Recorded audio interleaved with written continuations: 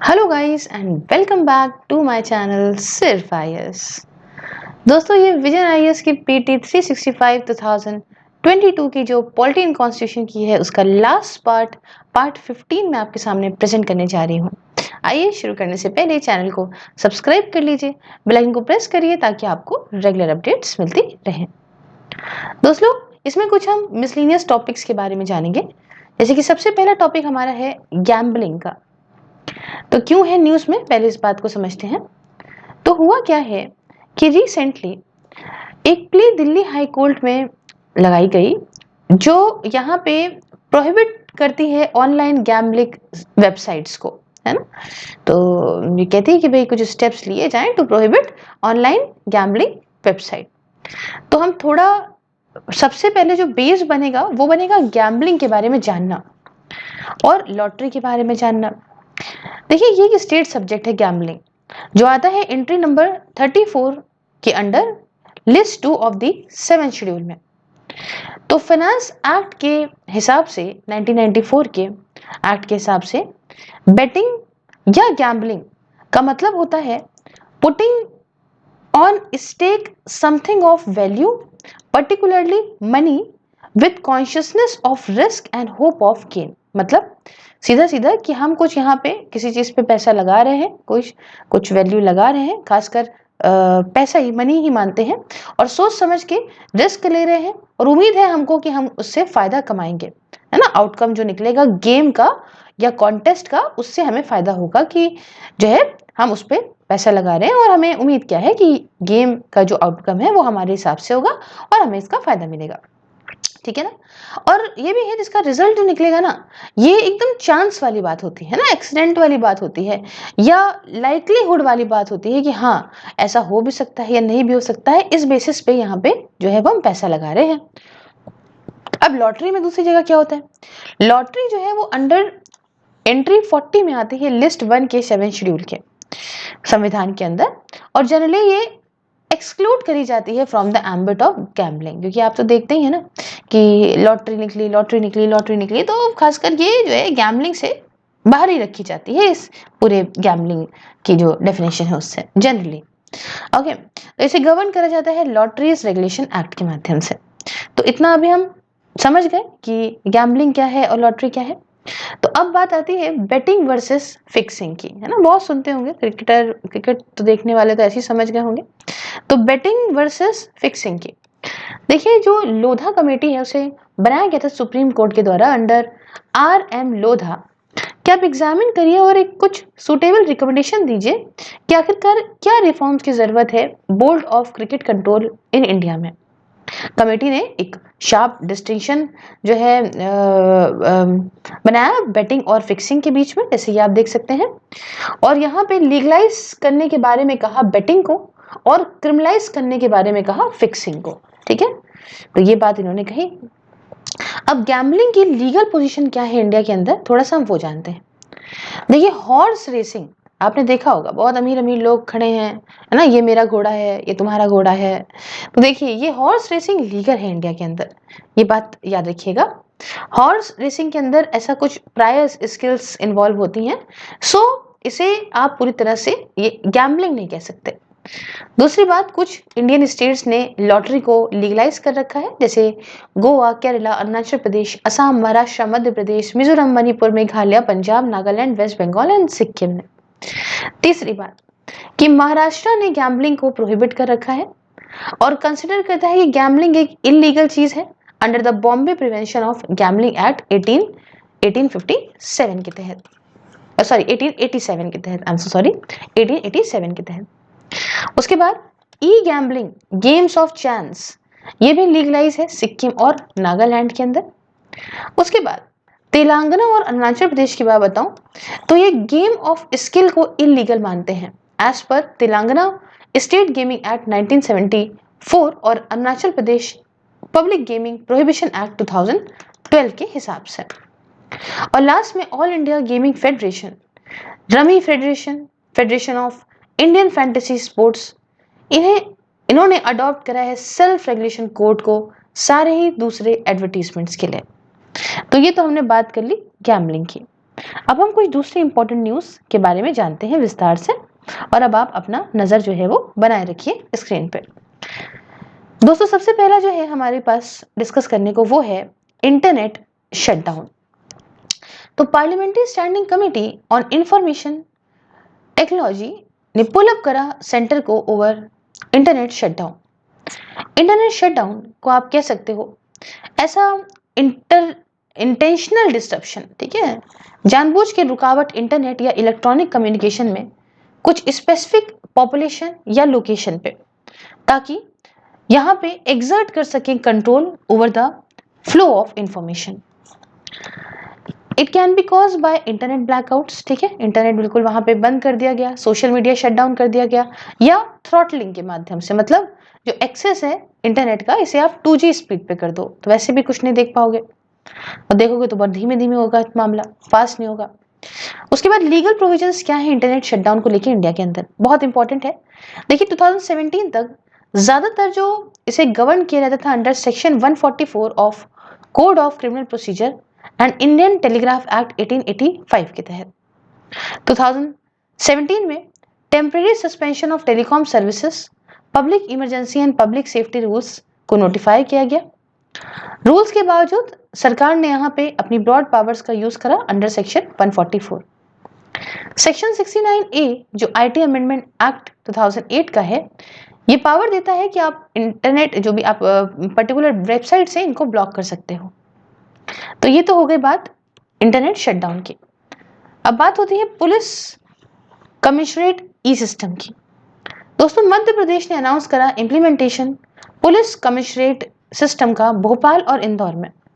तो थोड़ा समझते हैं कि ड्यूअल कमांड सिस्टम क्या होता है और कमिश्नरेट सिस्टम क्या होता है। ड्यूअल कमांड सिस्टम में दोस्तों डिस्ट्रिक्ट मजिस्ट्रेट और SP that is superintendent of police यहाँ पे पावर्स और रिस्पॉन्सिबिलिटीज को शेयर करते हैं डिस्ट्रिक्ट के अंदर।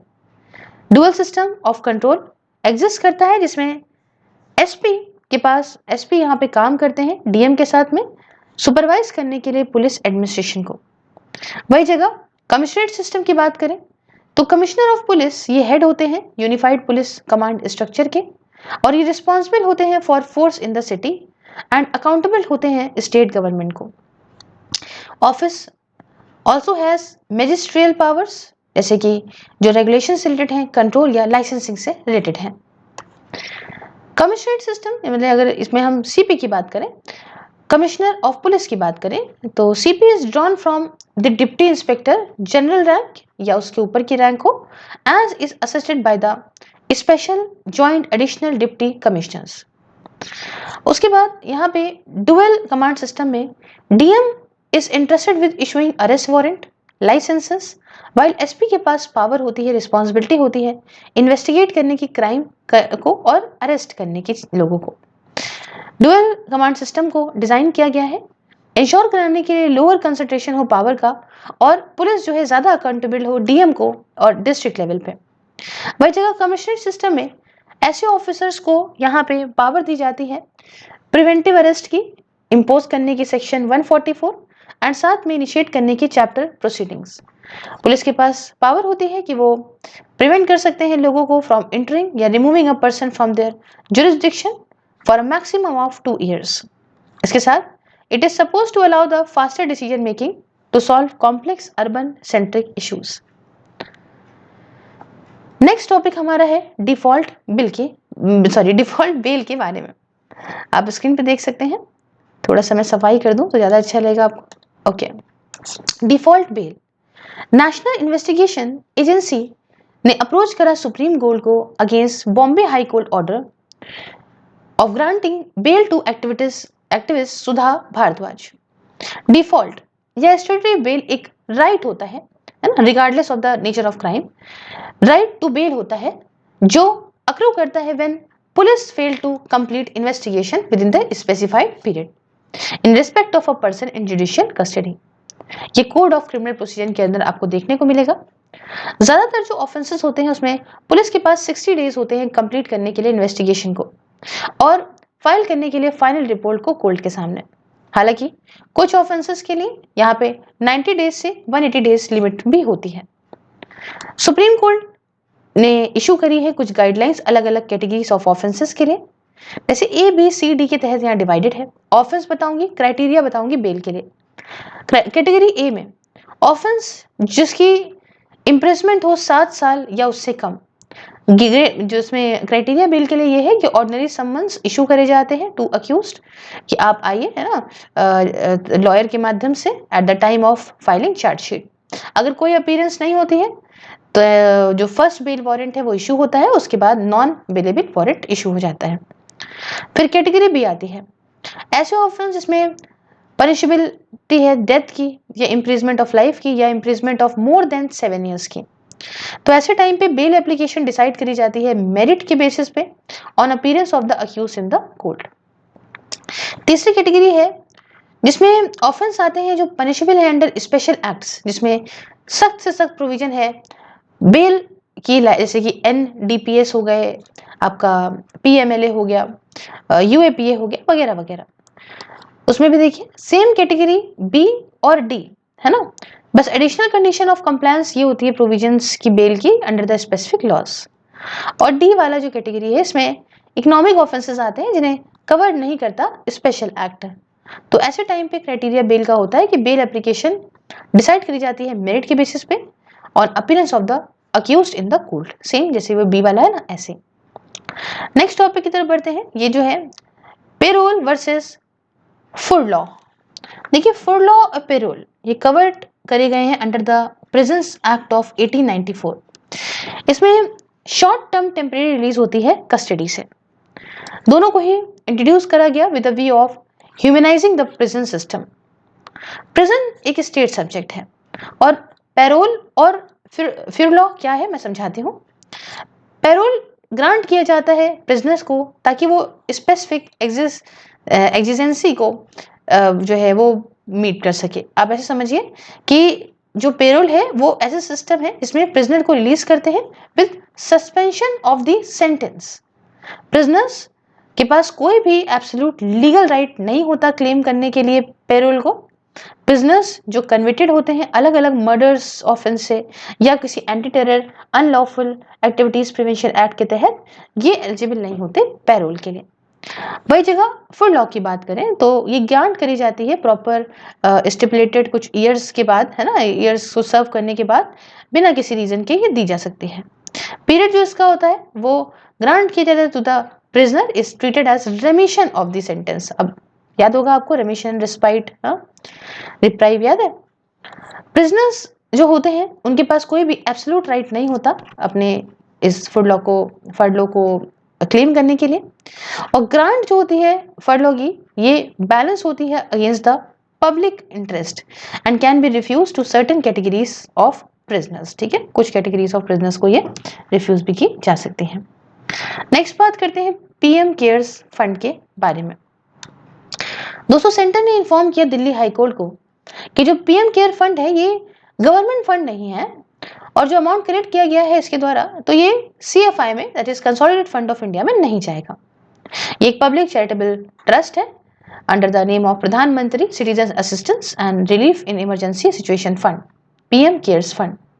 ये डेडिकेटेड है नेशनल फंड को। इसका प्राइमरी ऑब्जेक्टिव है डील करना किसी भी तरह की इमरजेंसी या डिस्ट्रेस सिचुएशन से, जैसे कि कोविड-19 पैंडेमिक था, एंड रिलीफ देना जिसको भी अफेक्ट हुआ है।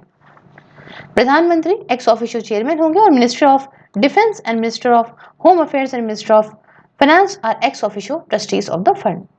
कोई भी कंट्रीब्यूशन जो PM केयर फंड में दिया जाएगा किसी भी कंपनी या PSU के द्वारा, ये कॉर्पोरेट सोशल रिस्पॉन्सिबिलिटी एक्सपेंडिचर के तौर पे क्वालिफाई होगा as provided under the companies act 2013 और 100% एग्जेम्प्ट होगा from income tax. PM care fund यहाँ एग्जेम्पशन भी पाता है from operation of all provisions of the foreign contribution regulation act 2010। ये फंड ऑडिट करा जाएगा एक इंडिपेंडेंट ऑडिटर के द्वारा।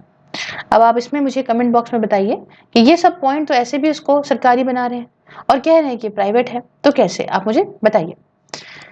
नेक्स्ट टॉपिक हमारा है revised rural area development plan formulation and implementation guidelines के बारे में। शॉर्ट फॉर्म है RADPFI। गाइडलाइंस जो रिसेंटली रिलीज हुई, इसी गाइडलाइंस का एम ये है प्लान करना स्पेशल डेवलपमेंट को, overall integrated development of villages के लिए। न्यू गाइडलाइंस 2021 की जो है उसका फोकस था प्रिपेयर करना है स्पेशल डेवलपमेंट प्लान को, फोकस हो टाइपोलॉजी विलेजेस की जैसे पॉपुलेशन, एग्रो क्लाइमेट जोन, हिल एरियाज, डिजास्टर अकरेंस वगैरह वगैरह। Village town planning schemes through community based on collaborative plannings, linking 15th Finance Commission with State Finance Commission with respect to village level planning, integrating consolidation of GP development with urban clusters, ये जो है ना सब गड़बड़ सड़बड़ लिखा है इसके अंदर। Block district plan as per 73rd and 74th constitution development act and gram panchayat development plan. ठीक है, ये अच्छा इंप्रूव करना ई गवर्नेंस को स्पेशल डेटा इंफ्रास्ट्रक्चर के माध्यम से, और यूज स्वामित्व का एक दूसरा डिजिटल टूल है आबादी एरिया के लिए, है ना, ये लिंकिंग टू लैंड रिकॉर्ड्स। और लास्ट में planning for environmental benefits and disaster preparedness. Next topic हमारा है rules for post retirement hiring of official by government organisation के बारे में। देखिए, सेंट्रल विजिलेंस कमीशन ने यहाँ पे कुछ एक प्रोसीजर डिफाइन करा कि वो सरकार फॉलो करेगी, सरकारी ऑर्गेनाइजेशन फॉलो करेंगे अगर उन्हें विजिलेंस क्लियरेंस पानी है before employing retired official on contractual और कंसल्टेंसी बेसिस। इन केस एक रिटायर्ड ऑफिसर यहाँ पे एक ऑर्गेनाइजेशन से ज्यादा में सर्व करता है तो क्लियरेंस यहाँ पे ऑब्टेन करी जाएगी सभी के द्वारा जहाँ पे पर्सन पोस्ट हुआ during the 10 years prior to the retirement. CVC ने ये भी डायरेक्ट करा है कि सारी जो सरकारी कार्यालय हैं, ऑर्गेनाइजेशंस हैं, वो यहाँ पे बनाएंगे एक अप्रोप्रिएट रूल्स को अपने एम्प्लॉयज के लिए इंश्योर करने के लिए cooling of period was observe before accepting any offer in the private sector. तो ये तो हमने बात करी इस सारी बातों की। तो कुछ लैंडमार्क केसेस हैं, चाहिए तो मैं आपको बता देती हूँ। एंटी कन्वर्जन लॉस हैं, तो इसमें सरला मुदगल केस आता है, Lata Singh versus state of UP आता है, M Chanda versus M Thangamuthu and other 2010 का आता है, ये केस आते हैं। यूनिफॉर्म सिविल कोड में बात करूं तो शाह बानू केस है 1985 का, सरला मुदगल केस है 1995 का, डेनियल लटिफाई केस है 2001 का, सेडिशन में Romesh Thapar case, Kedarnath Singh case, Kanhaiya Kumar case है। ऑफिस ऑफ प्रॉफिट में आपका प्रद्युग बरदोरी वर्सेस स्वपन रॉय है, Jaya Bachchan versus union of India case है। Reserve in promotion for persons with disabilities, PWDs की बात करें रिजर्वेशन इनको लेके, सो Siddha Raju versus state of Kerala जनवरी 2020 की जजमेंट है। National federation of the blind case 2013 की जजमेंट है। राजीव कुमार गुप्ता केस 2016 की है। Appointment of director general of police की जब बात करूं तो इसमें Prakash Singh versus ORS versus Prakash Singh and ORS versus union of India case 2006 का है। वही जगह collegium system of appointment of जजेस इन हाई जुडिशरी की बात करूं तो 3 जजेस केस का बहुत पॉपुलर है 1981, 1993 और 1998 में। ठीक है, तो ये हमने बात करी। आप मुझे इन सारे सोशल मीडिया प्लेटफॉर्म पे कांटेक्ट कर सकते हैं। वीडियो आपको फेसबुक और जो पीडीएफ है वो आपको टेलीग्राम पे मिल जाएगी। बाकी आप मेरे काम में मुझे सपोर्ट कर सकते हैं by pressing the join button and joining my membership. अगर वीडियो अच्छा लगा तो do like share and subscribe. ऐसी वीडियो देखने के लिए बिल्कुल मुझे फॉलो करते रहिए। Thank you so much for watching. Have a nice day, take care.